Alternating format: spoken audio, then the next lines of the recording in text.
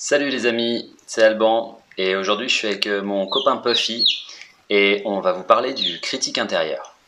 Alors c'est une petite présentation que j'ai préparée pour la classe de ma fille, donc qui est en CM1 et je pense que ça leur a plutôt plu. Donc je me suis dit tiens je vais peut-être partager ça avec YouTube et puis comme ça vous pourrez en profiter et peut-être que ça vous sera utile. Donc c'est à la fois euh, prévu initialement pour les enfants environ d'une dizaine d'années, mais il faut savoir quand même que c'est quelque chose qui est aussi très utile pour les adultes et aussi pour les parents pour en discuter avec leurs enfants et pouvoir justement échanger là-dessus. Donc, on démarre tout de suite. Tu dis au revoir, Puffy? Tu dis au revoir? Qu'est-ce que le critique intérieur? Comment il nous fait du mal? Comment l'identifier et comment le transformer? Voilà, c'est les 4 grands points qu'on va essayer de voir maintenant. Pour commencer, point important, notamment pour vous les enfants, c'est que c'est aussi quelque chose qu'on voit chez les adultes. Tous les adultes, ou presque, ont un critique intérieur qui est parfois très dur avec eux. Et donc, c'est l'occasion pour vous aussi d'accompagner vos parents et de les aider et de voir les moments où le critique intérieur vient les déranger, les perturber, les rendre malheureux ou tristes. Donc allons-y. Qu'est-ce que le critique intérieur? C'est une petite voix dans notre tête qui nous dit des choses négatives. Et cette petite voix, elle nous critique, elle nous fait douter de nous-mêmes. Et en fait, c'est un peu comme du harcèlement envers soi-même. Et je pense que c'est important de dire ce mot-là, parce qu'on parle beaucoup du harcèlement maintenant, et c'est d'ailleurs très bien qu'on mette les mots dessus. Et en fait, quand on dit c'est du harcèlement envers soi-même, on se rend compte, mais c'est quand même bizarre de se harceler soi-même. Mais la vérité, c'est que s'il y a quelqu'un qui vous embête à l'école, quand vous rentrez à la maison, cette personne, elle n'est plus là. Elle n'est plus là pour vous embêter le soir ou la nuit. Par contre, cette petite voix qu'on garde en nous et qui vient nous embêter, ce critique intérieur, lui, il reste tout le temps avec nous et donc il peut tout le temps venir nous embêter. Donc, pour notre petite vidéo et pour la présentation que j'ai faite en classe, j'ai ramené une chaussette qui pue, ok? Et cette chaussette qui pue, ça représente ce critique intérieur, cette voix qui est gna. Donc vous voyez sur la petite photo là, on voit la petite fille qui se dit oh, j'aurais pu mieux faire, et même parfois c'est t'aurais pu mieux faire, tu n'es pas à la hauteur, tu ne peux pas y arriver, tu échoues toujours. Vous voyez? Et donc cette chaussette qui pue là, elle est tout le temps en train de nous embêter. Alors elle est plus ou moins forte en fonction des personnes et en fonction des messages qu'on a enregistrés de notre entourage ou des conclusions qu'on a tirées en observant différentes choses autour de nous. Et donc on va essayer de comprendre un petit peu comment elle nous embête. Donc ce critique intérieur nous rend triste ou anxieux.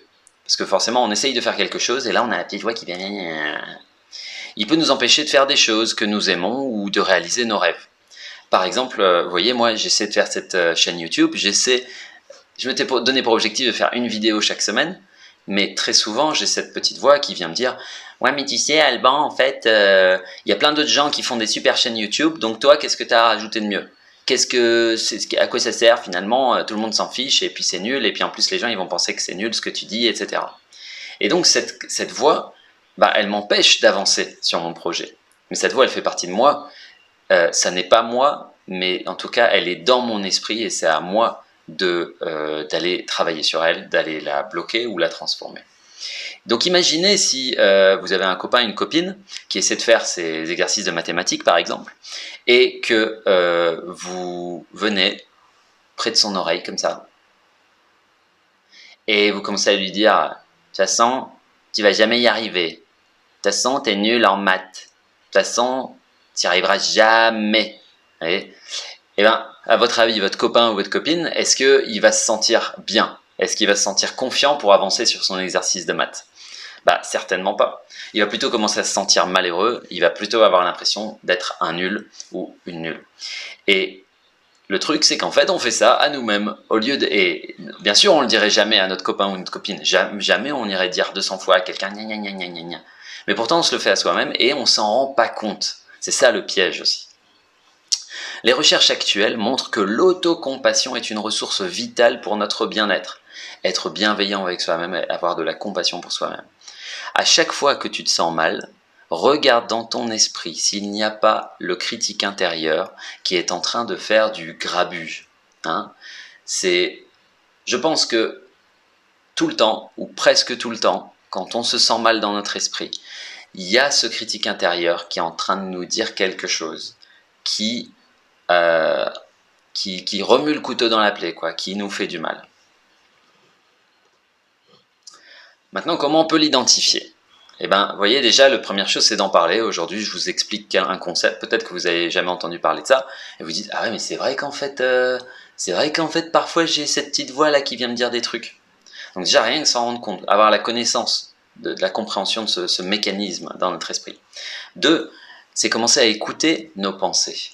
Parce que souvent, on fait la vie de tous les jours, et on va faire les trucs, tout ça, et puis on se rend même pas compte qu'il y a cette petite voix qui répète plein de choses.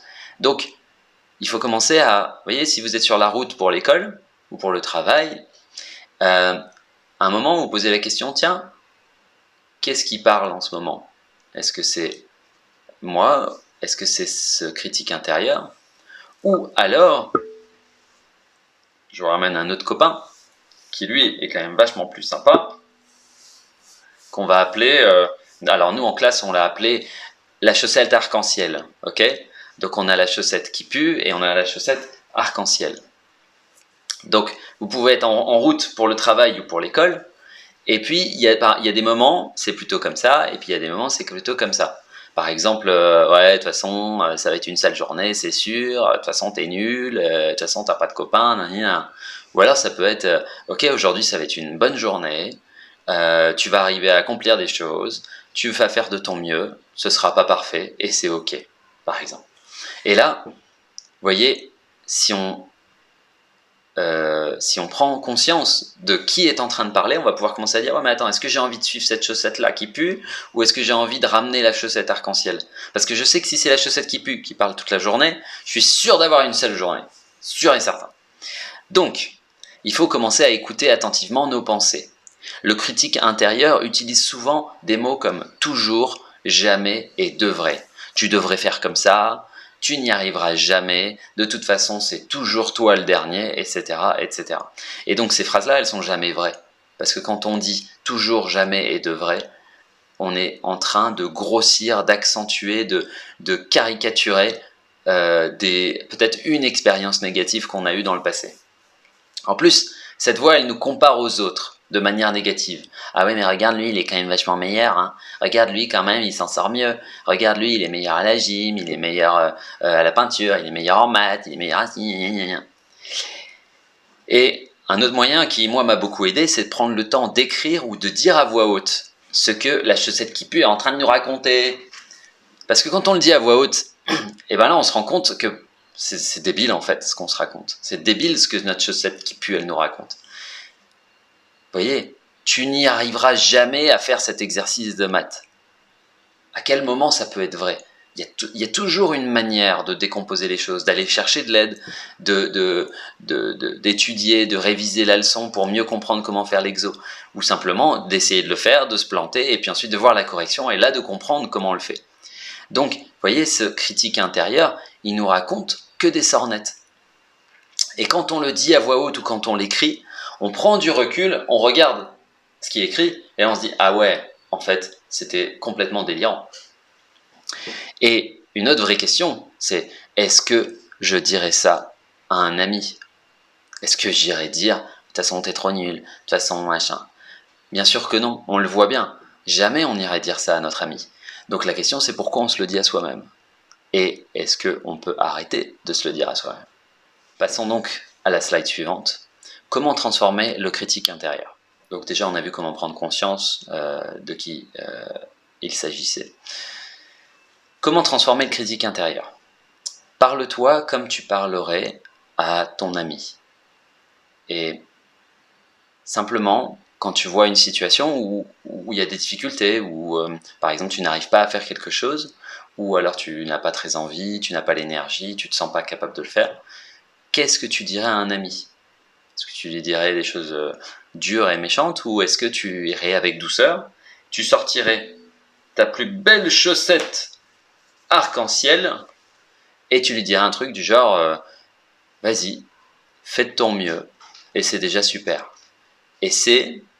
Et de toute façon, si tu n'y arrives pas, c'est pas grave, c'est comme ça qu'on apprend. Et donc si tu apprends à te parler avec la chaussette arc-en-ciel, tout simplement en t'imaginant comment tu ferais pour un ami, et bien là ça devient vraiment une bonne manière de réécrire cette voix à l'intérieur et de transformer la chaussette qui pue en chaussette arc-en-ciel, de transformer le critique intérieur en voix bienveillante. Utilise des mots gentils et encourageants, et surtout prends conscience de tes qualités et de tes réussites.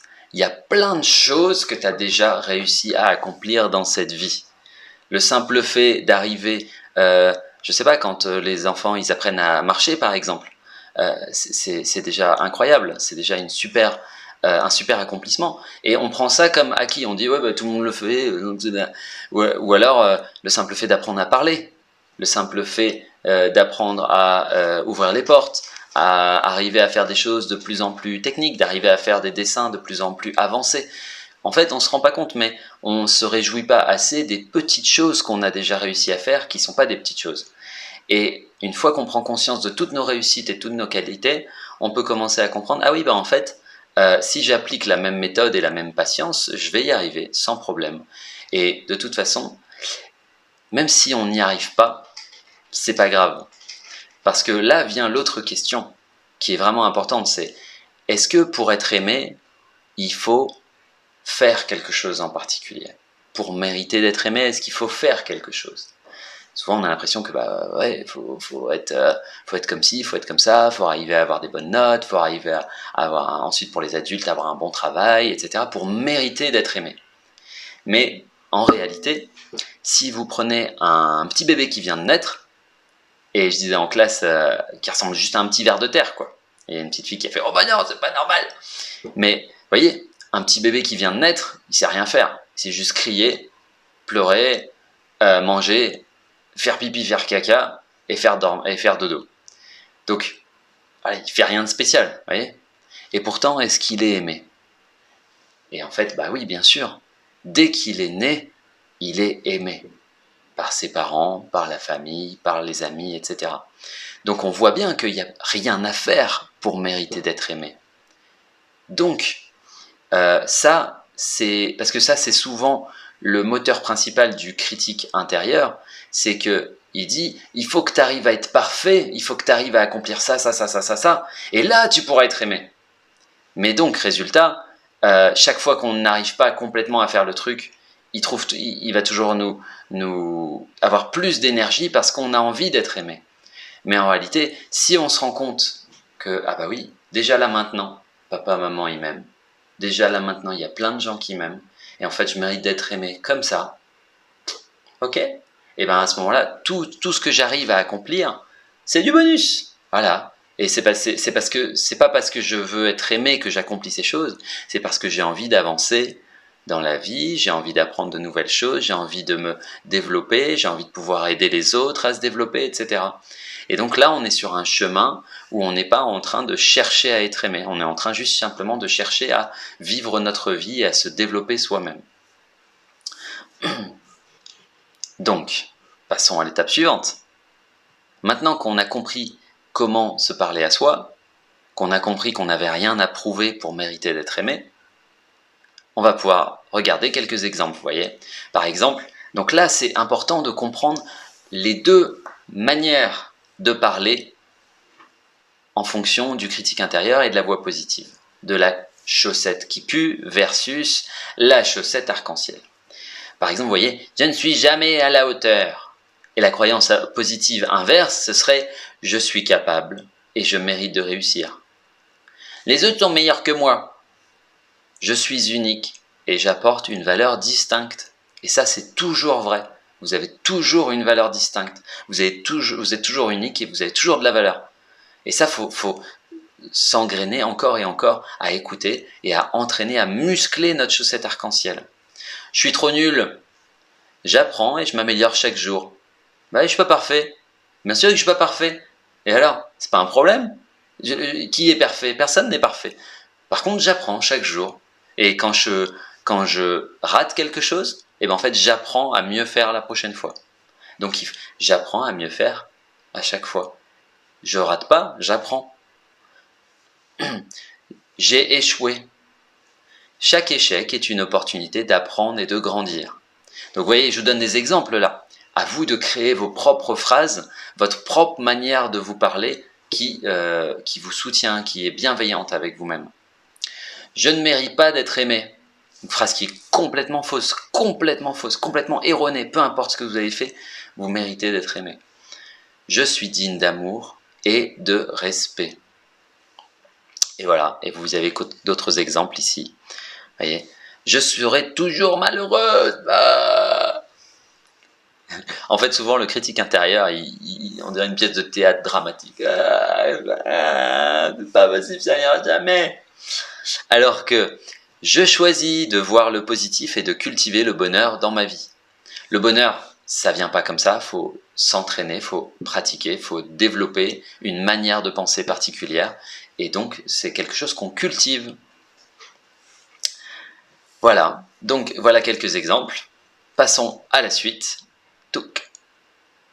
Maintenant, on va faire l'exercice des post-it. Donc, vous allez prendre 2 post-it, idéalement de couleurs différentes. Sur la couleur que vous aimez le moins, sur la couleur que vous aimez le moins, vous allez noter une phrase qui vous est venue à l'esprit quand je vous ai raconté le critique intérieur. Donc, une phrase que la chaussette qui pue vous raconte tout le temps.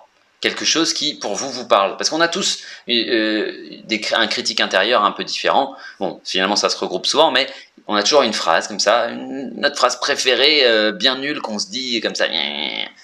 Et là, je vous en ai peut-être dit je vous ai donné des exemples. Maintenant, essayez de trouver, vous, ce que votre chaussette qui pue aime bien vous raconter. Vous prenez cette phrase et vous la notez sur la couleur que vous avez le moins aimée sur votre post-it. Vous notez donc, et là je vous laisse mettre en pause si vous avez besoin de temps, et vous notez sur votre post-it, voilà, je suis trop nul, je mérite pas d'être aimé, j'arriverai jamais à réussir mes maths, je sais pas ce que, nanana, voilà. Donc vous notez ça sur votre post-it, ok? Donc ça c'est la chaussette qui pue. Et maintenant vous allez réfléchir 2 secondes et vous imaginez, tiens, si je devais dire ça avec la chaussette arc-en-ciel, qu'est-ce que la chaussette arc-en-ciel me dirait?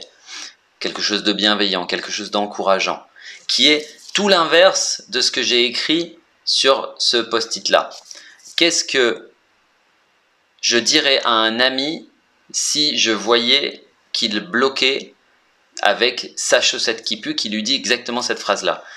Imaginez simplement, qu'est-ce que vous diriez à votre ami qui se dit la phrase que vous avez en tête? Donc vous cherchez quelque chose de bienveillant, quelque chose d'encourageant. Et là, vous le notez sur le post-it avec la couleur que vous aimez bien. Par exemple, si vous avez tendance à vous dire oh, j'ai encore échoué, j'arriverai jamais à faire des dictées, j'ai encore échoué. Bah, vous pourriez vous dire, chaque échec est une opportunité d'apprendre et de grandir. Comment j'utilise cette opportunité? Et donc vous pouvez noter cette phrase-là. Mais bien sûr, ça dépend de ce que vous avez écrit sur le post-it avec la couleur que vous n'aimiez pas trop. Ok? Voilà. Si vous avez besoin d'un peu plus de temps, je vous laisse mettre en pause. Tic-toc, tic-toc, tic. Et maintenant, qu'est-ce que vous allez faire avec ce post-it? Eh bien, vous allez prendre le post-it que vous n'aimez pas et vous allez développer, comment dire ça, une énergie d'esprit, voyez, une détermination. Est-ce que vous avez envie de garder ça? Est-ce que vous avez envie de garder cette chaussette qui pue dans votre esprit? Est-ce que vous avez envie? Non, bon là, j'ai pas envie, non. Ok, donc on crée l'énergie. Est-ce que vous avez envie de garder ça maintenant dans votre esprit? Est-ce que vous avez envie de nourrir la chaussette arc-en-ciel? Ouais. Ok, super. Ok, calmez-vous. Et donc, à ce moment-là, vous prenez ce mot de la chaussette qui pue et vous allez l'écrabouiller. Et au même moment, vous pouvez même le déchirer. Vous voyez, faites comme vous voulez. Comme ça, ok. Et là, au moment où vous le déchirez, vous visualisez bien dans votre esprit que c'est fini en fait. Que vous vous débarrassez de cette chaussette qui pue, que vous en voulez plus et que c'est pas vous ça. Ça c'est pas vous. Ça n'a jamais été vous d'ailleurs. Hein. C'est pas vous. C'est pas moi, c'est pas toi, c'est pas lui, c'est pas elle. Voilà. Et là vous prenez ça et vous allez à votre poubelle. Et vous dites au revoir. Adieu. Adieu chaussette qui pue. Adieu croyance limitante. Et maintenant, vous sentez que voilà, c'est fini, vous êtes libéré de cette croyance, cette phrase-là. C'est fini, c'est pas vous ça. Ok? Croyez-le fermement. Et maintenant, vous avez votre nouveau post-it, votre phrase, votre nouveau mantra de la chaussette arc-en-ciel. Et celui-là, vous allez le garder précieusement. Vous pouvez le mettre dans votre journal intime. Vous pouvez aussi vous le mettre dans votre agenda, ou alors sur l'écran d'ordinateur pour les adultes, sur votre mur, ou sur le miroir dans la salle de bain. Et tous les jours, vous pouvez vous le répéter. En fait, tous les jours, il faut se le répéter. Il faut se le répéter jusqu'à ce que ça devienne tellement fort que vous ouvrez les yeux au moment du réveil. Premier truc que vous vous dites, c'est « Ouais, je mérite d'être aimé. Ok, ça va être une super journée. » Voilà. Il y aura du challenge, il y aura des choses compliquées dans la vie, ça c'est ok.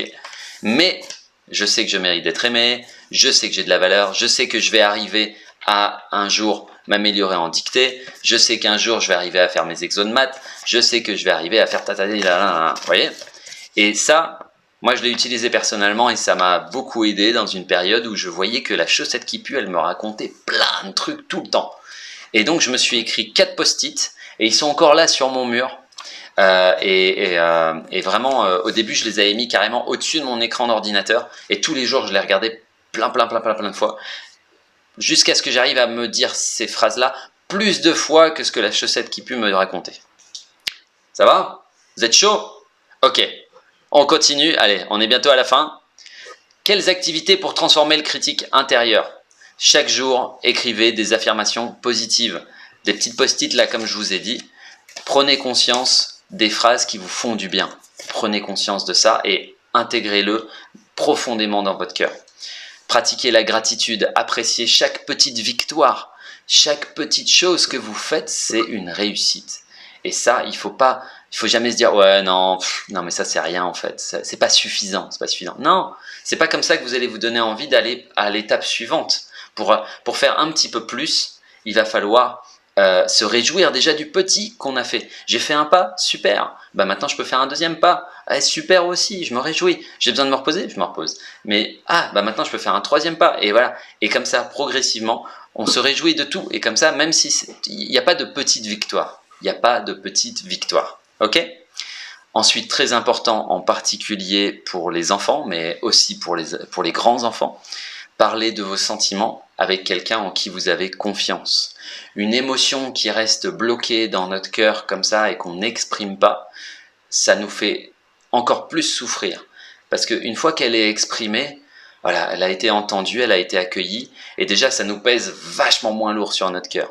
Donc parlez de vos sentiments avec quelqu'un en qui vous avez confiance, trouvez des gens à qui vous pouvez parler de tout ça, des gens qui sauront vous écouter, qui sauront aussi vous donner comme un miroir et vous aider à voir ce qui peut être changé et aussi à voir ce que vous ne voyez pas. Parce que parfois on ne le voit pas cette petite phrase. On se dit ouais non mais j'ai pas de critique intérieure. Puis en fait quand on commence à parler à voix haute, les yeux se disent oh t'es dur avec toi-même quand même. Hein. Donc voilà. Et enfin, je crois que conclusion, le critique intérieur ça peut être difficile à gérer, mais c'est pas impossible. Avec de la pratique, tu peux apprendre à le transformer.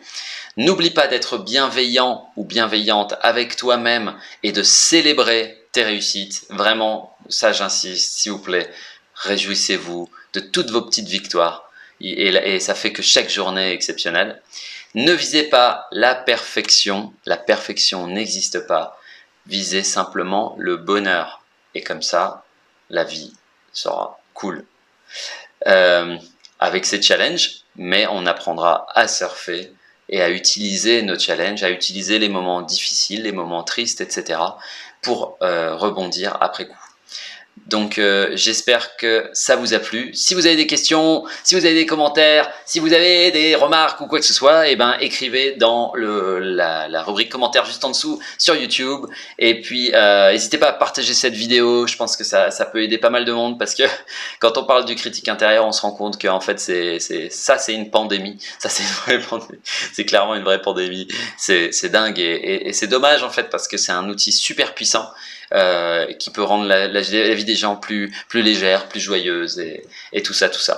Je vous dis à très bientôt, passez une bonne journée et bon courage pour vous reconnecter à votre chaussette arc-en-ciel et dire au revoir à la chaussette qui pue. Allez, ciao, bye bye.